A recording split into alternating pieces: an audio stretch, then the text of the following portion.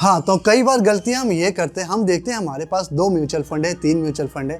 हो सकता है हम म्यूचुअल फंड के साइट से डायरेक्ट हमने म्यूचुअल परचेज़ करा हो, या हो सकता है हमने किसी ब्रोकर के थ्रू लिया हो, जैसे कि एंजल वन हो गया, अपना अपस्टॉक है, ग्रो हो गया, कई सारे प्लेटफॉर्म है, आपको मालूम ही होगा। तो 2 तरीके से हम म्यूचुअल फंड को परचेज़ कर सकते हैं। अब ठीक है, हमारे पास म्यूचुअल फंड तो है, आपने आए दिनों देखा होगा, बीच में खबर भी आई थी कि पर्टिकुलर कोई ब्रोकरेज फंड ऐसा है जहां पर उन्होंने म्यूचुअल फंड तो परचेज करा किसी पर्सन ने, लेकिन उनके ब्रोकरेज जो अकाउंट है, जो एप्लीकेशन है, वहाँ पे हमें दिख रहा है कि हमने फलाना म्यूचुअल फंड लिया हुआ है, इतने रुपए का परचेज करा हुआ है, लेकिन जब सेल का टाइम आया, उन्होंने 1 साल बाद उन्हें अच्छा खासा रिटर्न मिला, हो सकता है 50%, 60% अच्छा रिटर्न मिला। उसके बाद जब वो सेल करने गए तो वहाँ पे उन्हें मालूम चला कि उनका जो म्यूचुअल है, उन्होंने कभी म्यूचुअल फंड लिया ही नहीं। जो उन्होंने पेमेंट करा वो कहीं ना कहीं प्रोसेसिंग में अटक गया, कोई ना कोई ग्लिच हो गया, जिसकी वजह से वहाँ पर आपको ओनली शो हो रहा है कि आपने ये म्यूचुअल फंड ले लिया, आपका इतना परसेंटेज जो है प्रॉफिट हो चुका है, लेकिन एक्चुअल में वो आपके पास म्यूचुअल है ही नहीं। तो इसमें अगर आपके साथ ऐसा होता है तो आप भी हक्के बक्के रह जाएंगे, और किसी के साथ भी अगर होता है तो जाहिर सी बात है काफ़ी बड़ा नुकसान होने वाला है, और देखा जाए तो आप इसे फ्रॉड की तरह भी काउंट कर सकते हैं। अब इसको आप चेक करने के लिए किधर चेक करना है, कहाँ चेक करना है, सारी की सारी चीज़ें मैं आपको आसानी से बताने वाला इस वीडियो में। तो वीडियो काफ़ी काम की होने वाली, वीडियो को स्किप नहीं करना। ये कोई फेसबुक का अकाउंट नहीं क्रिएट करना है, यहाँ पे आपको इन्वेस्टमेंट करना है, तो थोड़ा टाइम तो देना ही पड़ेगा। वीडियो को बड़ा सा लाइक कीजिए, चैनल को सब्सक्राइब कीजिए, छोटा सा बटन है नीचे ही है, उसे दबाइए। चलिए वीडियो को स्टार्ट करते हैं। अब चेक करने के लिए मैं यहाँ पे आपको 3 साइट बताने वाला हूँ, ठीक है। तीनों साइट में से किसी को भी चूज करने के आसानी से आप अपने म्यूचुअल फंड की होल्डिंग्स को और उसकी कंसोलिडेट स्टेटमेंट को आसानी से मंगा सकते हैं। वहाँ पे चेकआउट कर पाएंगे कि आपका जो फोलियो नंबर है, कोई भी म्यूचुअल लेते हैं तो आपको एक फोलियो नंबर मिलता है उस म्यूचुअल फंड का। क्या आपके ब्रोकरेज अकाउंट में या एप्लीकेशन में जो फोलियो नंबर दिख रहा है, क्या वो फोलियो नंबर आपके स्टेटमेंट में भी शो हो रहा है? अगर हो रहा है तो अच्छी बात है, अगर नहीं हो रहा तो कहीं ना कहीं कुछ ना कुछ प्रॉब्लम है।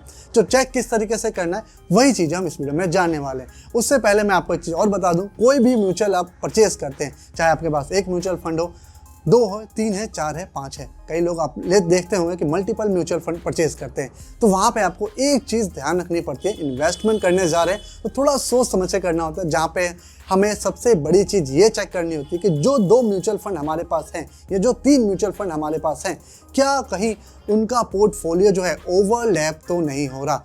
ये काफ़ी बड़ी समस्या है, काफ़ी कॉमन समस्या, हम उस पर ध्यान नहीं देते। और यकीन मानिए, अगर आपने पोर्टफोलियो ओवरलैपिंग जो है चेक करने के बाद परचेज करा तो आपका अच्छा खासा रिटर्न बन सकता है। अगर म्यूचुअल फंड में 1 साल में आप 30% रिटर्न जनरेट कर पा रहे हैं, 2 म्यूचुअल फंड है, तो कहीं ना कहीं अगर आपने पोर्टफोलियो ओवरलैपिंग चेक कर लिया तो वहाँ पे आपका 50%, 60, 70% भी रिटर्न देखने को मिल जाएगा। तो इसके ऊपर ऑलरेडी मैंने एक वीडियो बना रखा, जिसका लिंक आपको आई बटन पर देखने को मिल रहा होगा या फिर डिस्क्रिप्शन बॉक्स में। तो इस वीडियो को देखना नहीं भूलना। तो चलिए वीडियो में आगे बढ़ते हैं। अब रही बात चेक करने के लिए, हमारे इंडिया में 2 रजिस्ट्रार हैं, एक का नाम है कैम्स, एक का नाम है के फिनटेक। ये दोनों रजिस्ट्रार हैं, ठीक है। यहाँ पे आप जाके म्यूचुअल फंड के सारी डिटेल्स को चेक कर सकते हैं।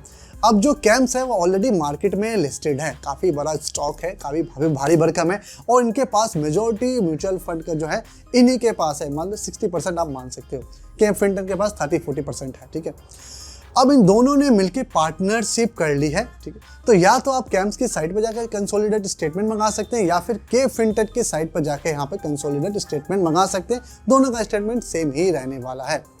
या फिर जो इन्होंने पार्टनरशिप करी है तो उससे तीसरी साइट एक बनकर सामने निकल के आई, जिसका नाम है MF सेंट्रल। अब इस साइट में काफ़ी सारी चीज़ें देखने को मिल जाएंगी, काफ़ी सारी चीज़ें चेंज कर सकते हैं जो भी आपके साथ म्यूचुअल फंड से रिलेटेड क्वायरी होती है। अब जैसा कि बात करें तो यहाँ पर आप अपने म्यूचुअल फंड में जो ईमेल आईडी को चेंज करना चाहते हैं, फ़ोन नंबर को चेंज करना चाहते हैं, या फिर अकाउंट को चेंज करना चाहते हैं, एक ब्रोकरेज से दूसरे ब्रोकरेज में शिफ्ट करना चाहते हैं, वो सारा का सारा काम आसानी से आप इसमें कर सकते हैं। यहाँ पे जैसे ही आप जाएंगे, छोटा सा जो आपका अकाउंट क्रिएट करना होता है, साइन इन करना है, वो आप आसानी से कर सकते हैं।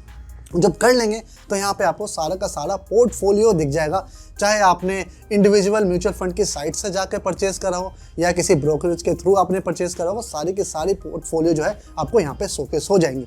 अब आपको काम क्या करना है कि आपको अपने पोर्टफोलियो का जो है कंसोलिडेट स्टेटमेंट मंगवाना है। उसके लिए 2 से 3 चीज़ें आपके पास होनी चाहिए। पहला वो ईमेल आईडी जिससे आपने म्यूचुअल फंड को परचेज करा है, चाहे आपने डायरेक्ट म्यूचुअल फंड के साइट से जाके लिया हो या फिर किसी ब्रोकरेज फंड से जाके क्यों ना लिया हो, एंजल, अपस्टॉक हो, ग्रो हो गया या जो भी है, धन ऐप हो गया, जितने भी आप यूज़ करते हैं, आप जो यूज़ करते हैं नीचे मुझे बता सकते हैं। ईमेल आईडी, फ़ोन नंबर और एक आपका पैन कार्ड नंबर होना चाहिए। किसी में ऑप्शनल होता है, किसी में देना ज़रूरी हो जाता है। तो ये 3 चीज़ें होनी चाहिए। एक छोटा सा पासवर्ड को क्रिएट कर लेना है और क्रिएट करने के बाद जैसे ही आप उसे सबमिट करेंगे तो आपके अकाउंट पे 10 से 15 मिनट में आपके पास स्टेटमेंट आ जाएगा। जहाँ पे आप उसे ओपन करने जाएंगे तो वही सेम पासवर्ड आपको उधर फिलअप करना है, आपके सामने स्टेटमेंट ओपन हो जाएगा। अब इस स्टेटमेंट में काफ़ी सारी चीज़ें दिख जाती हैं, फोलियो नंबर, इसमें investment value, current value, NAV, सारी डेट टाइम सब उसमें आपको देखने को मिलेगी।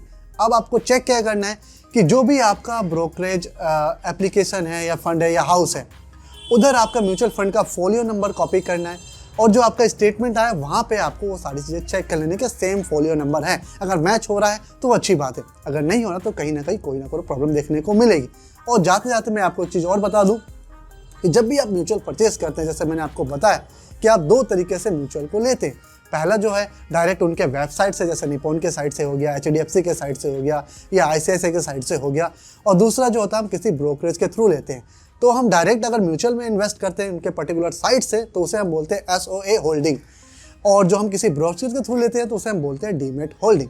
तो इन दोनों में फ़र्क आपको मालूम होना चाहिए। तो उम्मीद करता हूँ मैं सारी की सारी क्वायरी आपकी फुलफिल हो चुकी है। अगर हो गई तो वीडियो को बड़ा सा लाइक करना है। कुछ रह गया, कुछ जानना, पूछना और बताना चाहते हैं तो नीचे छोटा सा कमेंट करिए। और जाते जाते पोर्टफोलियो ओवरलैपिंग को मत भूलिएगा, जिसका लिंक आपको डिस्क्रिप्शन बॉक्स में मिल जाएगा।